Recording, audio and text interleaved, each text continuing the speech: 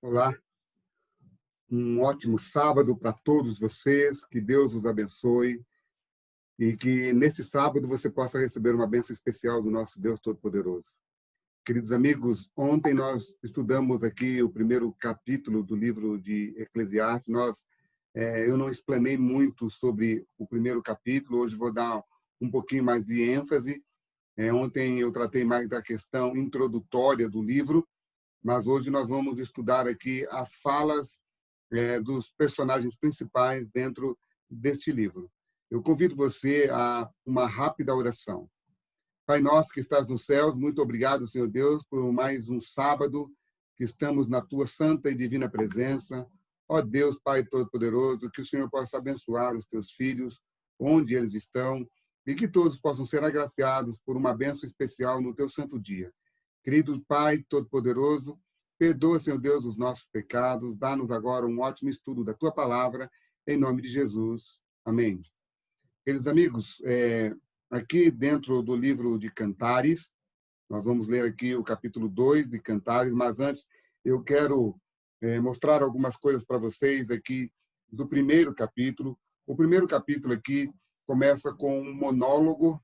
O que é um monólogo? Monólogo é quando uma pessoa está expressando os seus próprios sentimentos, talvez para um público, talvez ou para si mesmo, mas é um monólogo no qual a mulher, a sulamita, que muitos dizem que é uma sunamita, desculpa a palavra, sunamita, ela é que está aqui falando aqui dentro desse capítulo, e é interessante que ela começa falando aqui, o primeiro é ela quem fala sobre ele, e depois ela fala sobre ele e depois ela fala dele. É interessante, ela fala sobre ele e depois ela fala dele. E aí ela começa aqui um diálogo, ela começa falando, e é muito importante que a gente saiba uma coisa muito importante que eu vou lhes dizer agora. Diz assim: o casamento ele envolve 4 partes. Quais são as 4 partes? Primeiro é a noiva, segundo é o noivo, terceiro é a sociedade e quarto, Deus. Então, para que um casamento ele possa ser concretizado, ele tem que se envolver primeiro o casal, né? O noivo e a noiva, depois a sociedade e Deus dá a bênção final.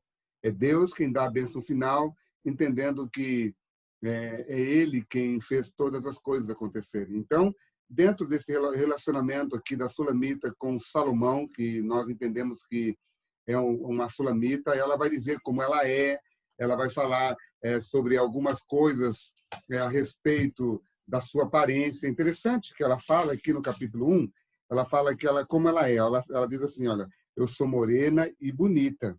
Verso 5. Ó filhas de Jerusalém. Ela está falando para a sociedade, para as mulheres de Jerusalém, como as tendas de Quedar, como as cortinas de Salomão. Ela está se apresentando à sociedade, era comum assim naquela época.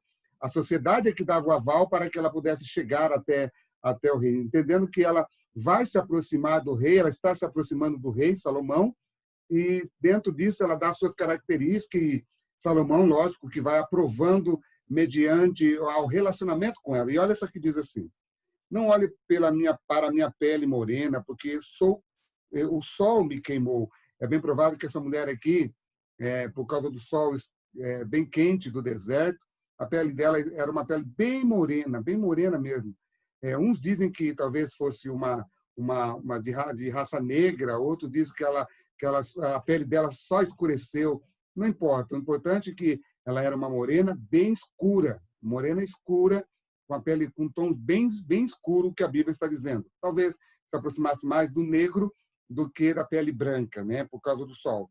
E ela vai dizer aqui, olha só, aí ela vai falando, diga-me, ó amado de minha alma, onde você apacenta o seu rebanho e tal. Então, era comum as pessoas, os pastores, apacentarem os seus rebanhos juntos. Então, ela está falando, onde que é o seu rebanho? Diga-me. E é muito interessante que ela fala qual era o seu trabalho, né? Ela fala que ela era uma pessoa que cuidava de vinhas, né? Ela cuidava da vinha da sua família.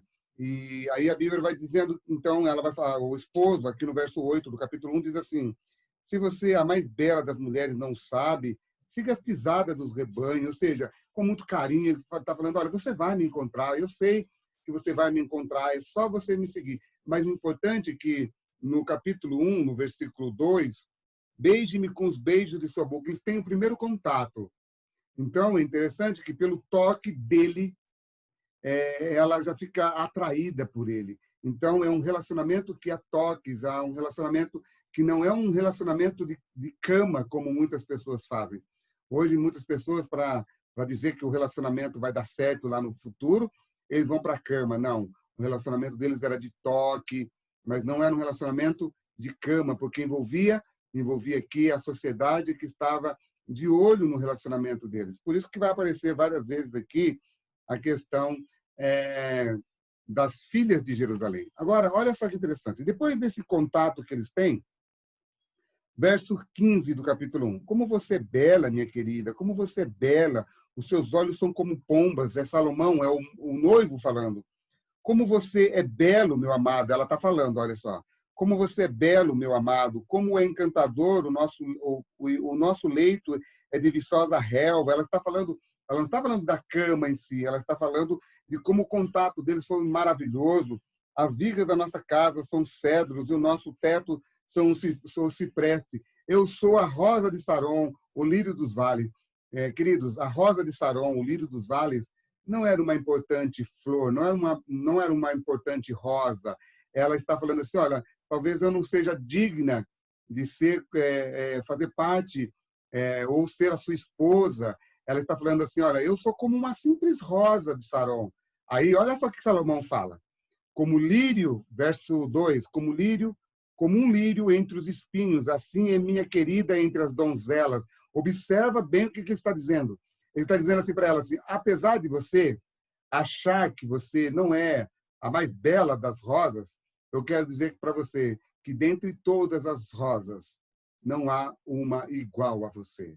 Queridos, já parou para pensar se todos nós fôssemos assim, elogiando, sabe, tratando um ou outro com mais amor, mais carinho? Salomão, apesar dela se menosprezar diante dele, ele fala assim, olha, você pode até achar que você é assim, mas dentre todas as rosas, você é a mais bela. Que fantástico.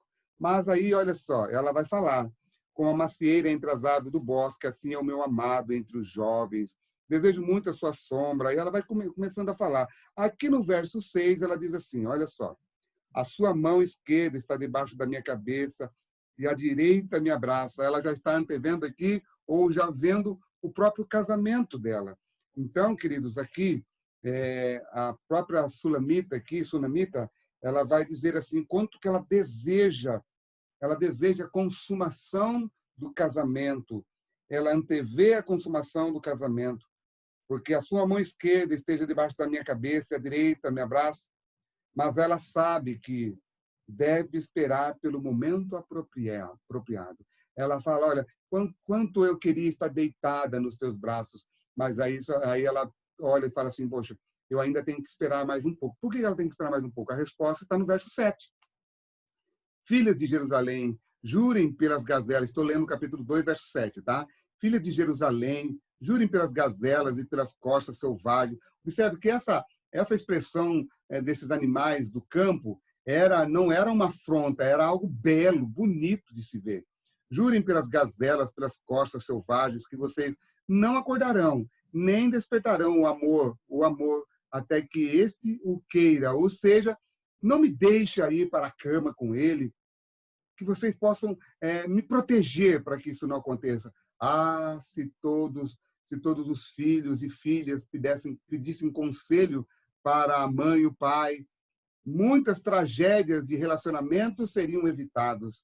Agora, olha só, o segundo cântico, o verdadeiro amor é como a aventura no campo. Parece que agora ela está voltando para casa. Ela foi para um banquete com o rei a conheceu, eles se beijaram, aí ela está voltando para casa. E quando ela volta para casa, ela volta contemplando os bosques, contemplando todas as coisas. E ela diz assim, aí quando ela chega, de repente ela começa a ouvir a voz dele. Ouço a voz do amado, do meu amado, eis que ele vem. Ou seja, ela está sentindo que depois de um tempo o rei, o Salomão, está indo atrás, está indo buscar, aliás, está indo ver a sua amada.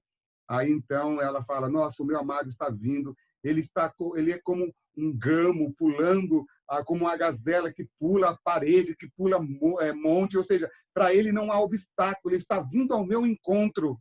Que fantástico, que maravilhoso. Ele sentiu atração por ela, amor por ela, e esse amor faz com que ele quebre barreiras para estar com ela. Mas observe, não há relacionamento sexual ainda. Aqui há apenas um relacionamento de amor, de afeto. Ao chegar, ele diz assim para ela no versículo, aqui na parte do versículo 10, o meu amado fala e me diz: levante-se, minha querida, minha linda, e venha comigo, porque eis que passou o inverno, a chuva cessou e se foi. Observe que passou um tempo até que ele foi lá. Aí, então, aqui embaixo, no versículo 15, ela pede algo. Olha só que fantástico. É isso que eu quero que vocês prestem atenção. Aí ela diz assim: peguem as raposas, as raposinhas que devastam os vinhedos, porque as nossas vinhas estão em flor. O meu amado é meu, eu sou dele. Ele apacenta o seu rebanho entre os lírios, antes que rompa o dia e fujam as sombras. Volte, meu amado, venha correndo como gamo, ou o filho das gazelas sobre os montes de Beter. Depois, aqui no capítulo 3, verso 1 até o versículo 5, é a mesma continuação dessa ideia, mas eu vou parar por aqui, até o versículo 17. Ela diz assim: peguem as raposas. Interessante que ela está falando assim para as mulheres de Jerusalém, para as filhas de Jerusalém, dizendo assim: olha, apesar de eu sentir tanta atração por ele, ele por mim, eu quero tomar certos cuidados. Quais são os certos cuidados? No capítulo 1, verso 6, ela fala que ela era cuidadora de uma vinha. Aqui ela retorna a mesma ideia. O que acontecia com as raposas, as raposinhas? Elas vinham sorrateiramente para as vinhas e destruíam, devastavam as vinhas.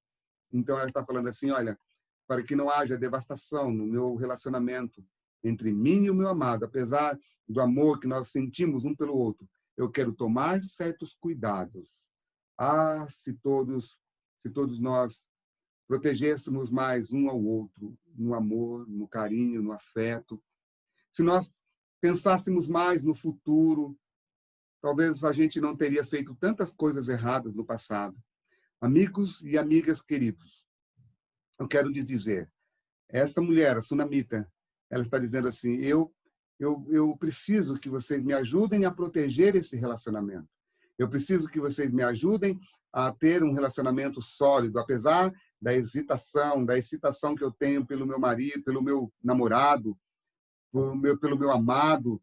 Eu peço que vocês me ajudem a proteger para que as raposas, para que as coisas ruins não venham a acontecer, para que eu e meu amado, a gente venha ter alguma desavença no nosso relacionamento. Queridos amigos, colocando Deus aqui nessa história, você percebe que Deus é que trabalha no coração do ser humano para que o verdadeiro amor possa renascer.